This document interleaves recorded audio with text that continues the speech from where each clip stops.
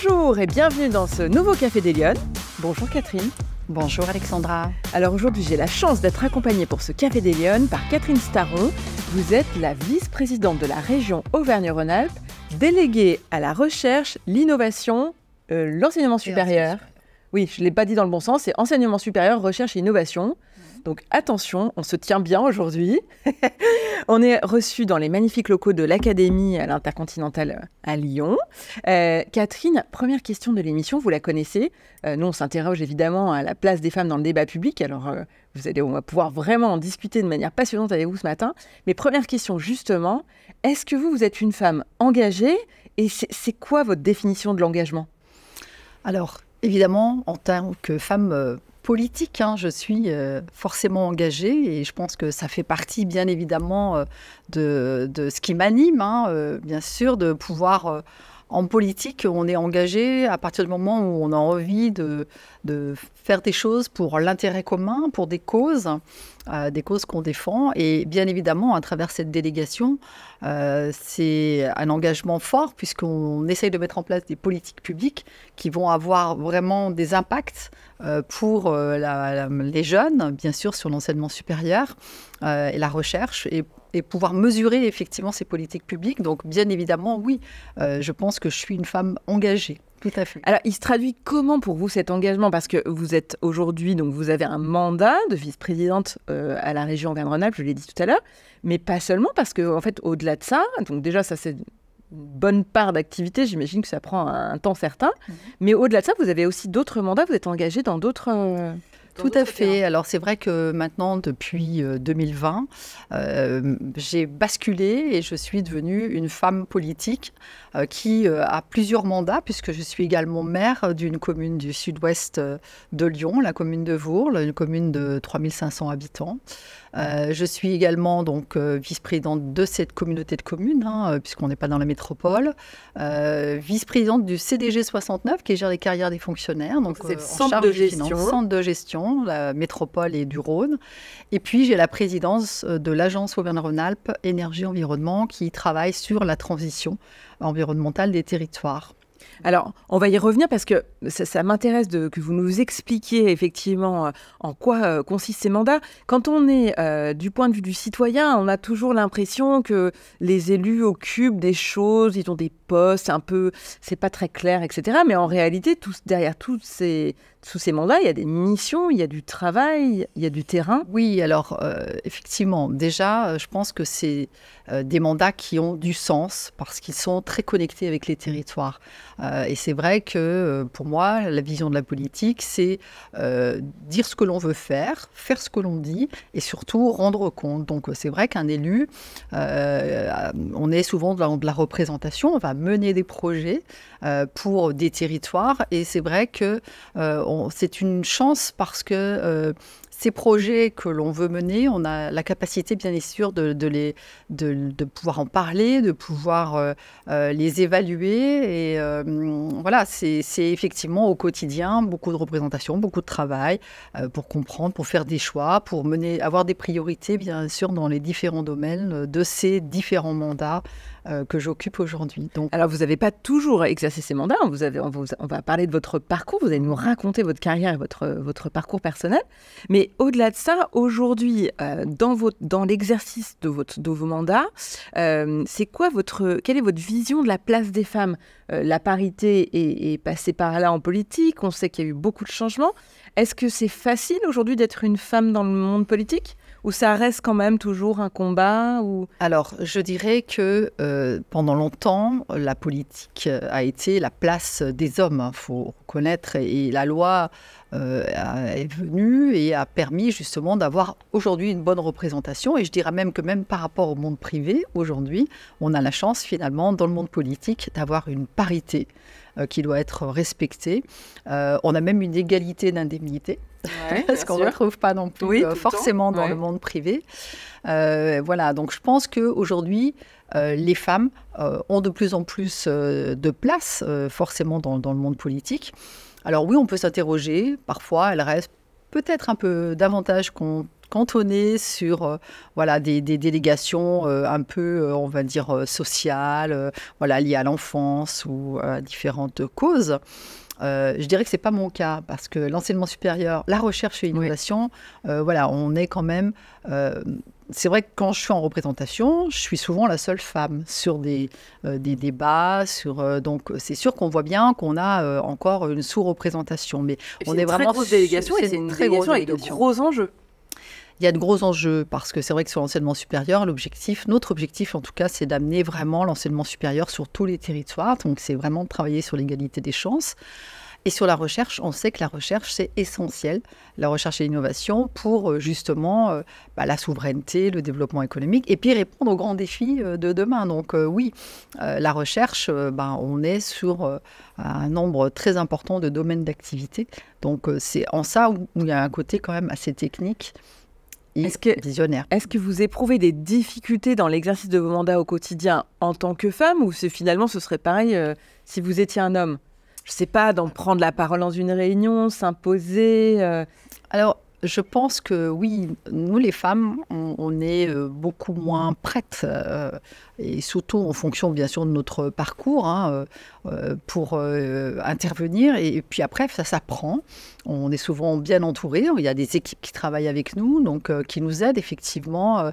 Et puis voilà, je crois que les femmes, on sait aussi travailler. J'ai beaucoup travaillé effectivement pour arriver à être bien sur tous les sujets sur lesquels je suis attendue, et puis pour être aussi en capacité de prendre des décisions, parce qu'un élu, c'est effectivement, il y a des priorités, il faut décider. Donc dans mon mandat de maire, c'est voilà, bien sûr très différent de ce que je vis à la région, mais c'est aussi ce qui me permet de rester effectivement avec un ancrage terrain, et je crois que ça c'est extrêmement important. Mais un élu, il est là pour décider, il est là pour porter des projets. Et je pense que voilà, on a de plus en plus de femmes qui sont d'ailleurs mères. On en voit, on est très nombreuses aujourd'hui. Oui. Alors je crois que vous êtes que 17% au niveau national. Au niveau national, mais en tout cas sur le territoire, je trouve qu'il y en a de plus en plus. On peut s'interroger aussi pourquoi. Je pense que le mandat de maire est quand même de plus en plus compliqué. Ouais. C'est sûr qu'on est beaucoup plus exposé, mais je crois que voilà, on a un regard assez particulier. Et je pense que voilà, en tout cas, à mon sens, ce qui est important, c'est que il faut que les femmes, elles gagnent la liberté d'être alignées avec les idéaux que l'on a dès qu'on est jeune, et puis aller effectivement oser aller bien sûr soit vers les métiers qu'on a envie de faire, soit effectivement vers ce monde politique où on peut avoir une vraie place dans le débat public. Oui. Vous le disiez à juste titre, être maire, c'est être extrêmement exposé, mais en même temps vice-présidente de la région aussi. Il faut assumer des politiques qui font par définition pas toujours plaisir à tout le monde. Voilà. Comment on le vit ça? Parce que c'est difficile, cette critique qu'on peut avoir, qui n'est pas toujours justifiée d'ailleurs, mais qui est... Tout à fait. En fait, de toute façon, à partir du moment où on fait des choix, on va forcément renoncer. Et donc, et on voit bien c'est toujours clivant, et surtout à ce moment où finalement dans le débat public, voilà, on a une participation citoyenne, les gens veulent davantage donner effectivement leur avis. Donc, c'est vrai que ce qui est très complexe dans la vie d'élu, c'est qu'on travaille, nous, on essaie de faire rassembler l'intérêt général et les intérêts particuliers. Et souvent, ce sont effectivement des intérêts qui sont assez éloignés, ça c'est très évident.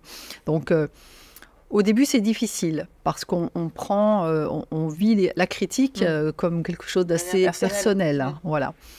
Surtout aujourd'hui, où avec les réseaux sociaux, c'est très facile de pouvoir critiquer derrière, à travers quelques mots sur la toile. Oui, de manière très anonyme, courageusement.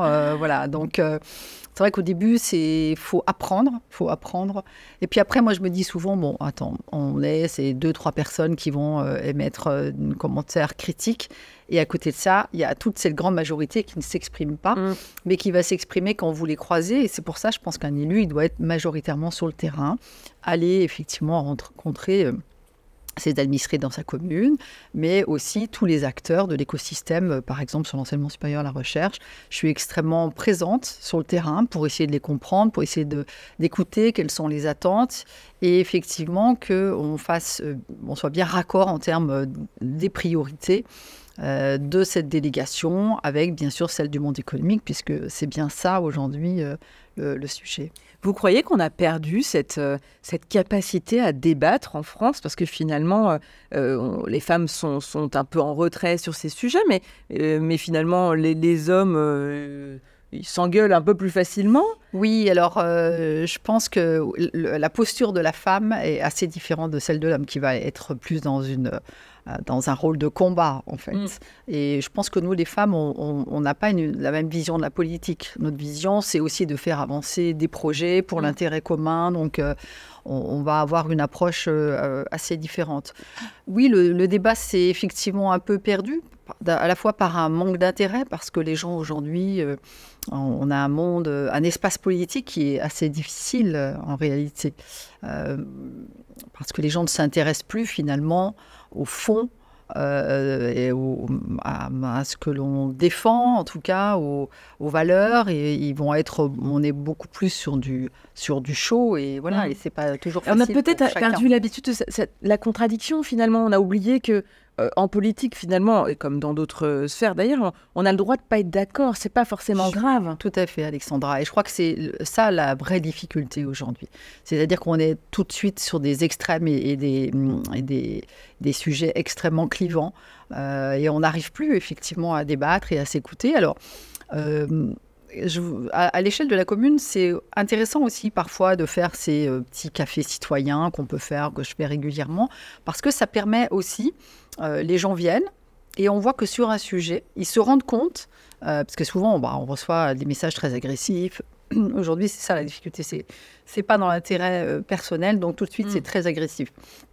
Et en fait, quand ils se rendent compte dans un espace, ils voient finalement qu'ils ne sont pas tous d'accord. Et que sur un projet, là où ils vont être contre ce projet, d'autres vont être pour. Et finalement, je les laisse un petit peu discuter entre eux. Oui. C'est aussi une manière d'apaiser les choses. Et à la fin, ils sont finalement plutôt d'accord, en fait, globalement. Tout à fait. En tout cas, ils entendent finalement les propos de chacun. Et c'est ça qui est finalement intéressant. Oui. Est-ce que vous en parlez en tant que femme élue entre vous de cette place des femmes dans le débat public ou c'est... Oui, on en parle. Parce que je pense qu'il y a une solidarité, évidemment, entre les femmes. Je trouve quand même, oui. Justement, je pense qu'entre femmes, en politique, on est quand même assez... On se serre les coudes. Oui. Je pense qu'il y a beaucoup moins ce côté combattant qu'on peut avoir dans le monde masculin. Oui, et on se réunit, on essaye effectivement... En tout cas, on se reconnaît. Il y a cette entraide, oui. Alors Catherine, on va parler un petit peu de votre parcours. Moi, j'ai envie de savoir quand vous étiez petite fille, vous vouliez faire quoi plus grande? Vice-présidente de la région? Alors, je n'étais absolument pas prédestinée, bien sûr, à cette vie que j'ai aujourd'hui. C'est vrai que moi, j'ai toujours été... intéressée, alors pas toute petite bien sûr, mais rapidement par tout ce qui était monde économique. Et en fait, je viens d'un milieu social simple. Et c'est vrai que j'ai beaucoup travaillé pour effectivement aller à l'école, pour faire des études universitaires. Et je me suis, à l'époque, orientée davantage sur tout ce qui était finance, économie d'entreprise. Mais votre rêve de petite fille? Mon rêve de petite fille... C'était quoi? Je pense que j'avais c'était plus l'éducation, l'enseignement, et je rêvais effectivement d'être dans l'enseignement. Oui. D'accord, voilà. Ok. Donc où je ne suis jamais allée en fait. Oui, mais finalement vous êtes dirigée comme ça. Mais après, je pense que les études, c'était important. C'est ça. Et je pense qu'après il y a des rencontres, et c'est effectivement ces rencontres qui vous font avancer et évoluer. Mais c'est vrai que je crois que ce qui est important, en tout cas, et c'est un message aussi pour les femmes, c'est d'oser et d'aller effectivement au bout de ses rêves et de ne rien s'interdire. Bien sûr. Parce que peut-être que nous, les femmes, on s'interdit encore beaucoup de choses Je pense qu'il y a l'éducation, bien sûr, il y a une pression aussi de la société, il y a le fait qu'on ne mène pas non plus... on mène beaucoup de choses de front. Oui. Et ça, c'est une vraie difficulté. Donc, encore une fois, moi, je ne suis pas pour opposer les hommes et les femmes, loin de là, au contraire, mais je milite et je voudrais effectivement que chaque femme puisse se dire, ben oui, ça, je peux y accéder, j'ose y accéder et je le fais en fait. Et c'est ça qui n'est pas toujours évident. Donc vous avez fait quelles études? J'ai fait, alors aujourd'hui, ce sera un master en finance internationale. D'accord. Voilà. Et ensuite, j'ai commencé à travailler dans un grand groupe financier. J'y suis restée de nombreuses années, plusieurs décennies. Okay. Et un jour, à l'aube de mes 50 ans, j'ai tout envoyé promener, on va dire, en disant, voilà, c'est pas possible, il me reste quelques années, mais il faut que je les vive autrement. Donc, je suis partie, effectivement, dans une aventure de start-up, dans lequel, effectivement, je suis restée quelques années. Donc là, vous avez vraiment... J'ai vraiment fait un très, très grand écart. C'est oser aussi se mettre en danger, et puis c'est forcément renoncer. Mais je pense que ça a été... ses habitudes. Exactement. Et puis, un certain confort aussi. Et encore une fois, c'est pour ça que je vous le disais tout à l'heure, il faut avoir cette liberté d'être assez aligné avec ses idéaux, parce que je pense que je n'étais plus du tout alignée avec le groupe pour lequel je travaillais. Donc après, quel a été le déclic? Qu'est-ce qui fait qu'un jour vous dites, allez, j'y vais, je change tout? Des décisions qui sont prises parfois dans cette entreprise, dans ce groupe, pour lequel, effectivement, que vous ne partagez pas, en réalité. Et puis, je sais pas, peut-être la conscience du temps qui passe et de se dire, voilà, à quoi j'ai servi, finalement. Alors, j'ai été élue dans ma commune depuis de nombreuses années, et ça, je pense que c'est un atout important. Parce que venir en politique quand on ne connaît pas le monde public, c'est une vraie difficulté, je pense. Donc, ça m'a appris aussi ce temps long aussi du monde public, parce que même si on mène des politiques, il faut un petit peu de temps, les projets sont longs. Pourquoi vous avez eu envie de faire cet engagement? Parce que c'est quand même du temps qu'on passe, qu'on consacre.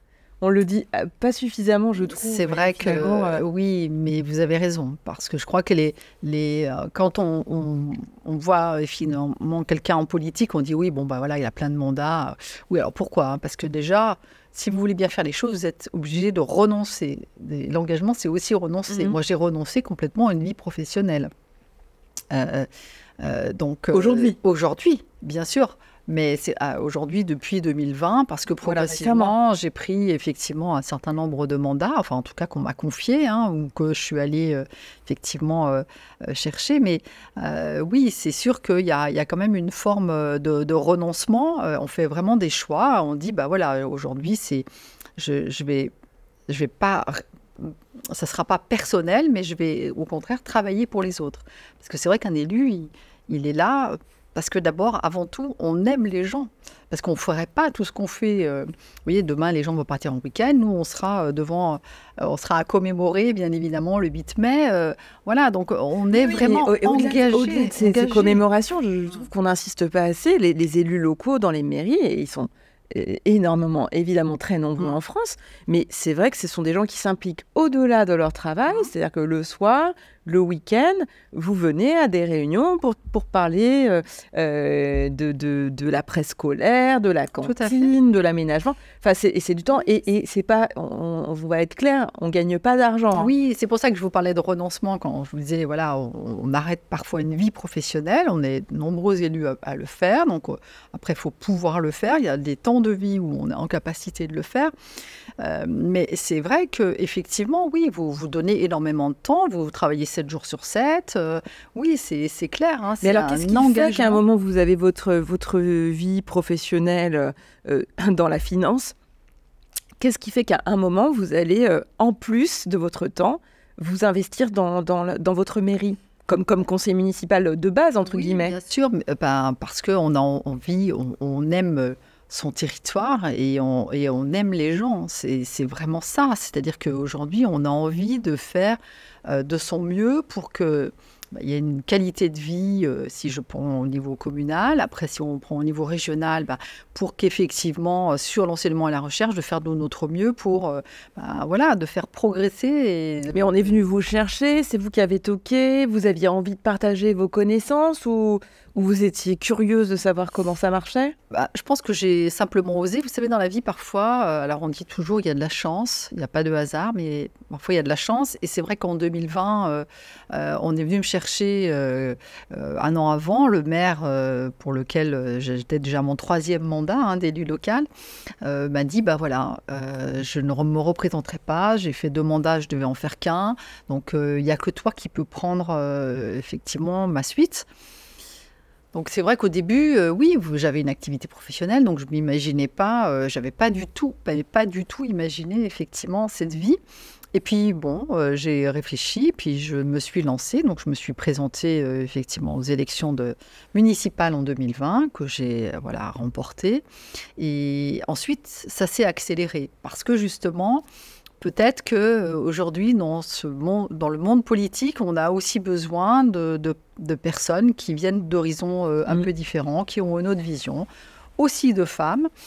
Donc après, ça s'est accéléré. Donc j'ai été élue à la région 2 ans après et le président de région m'a confié cette vice-présidence en 2022.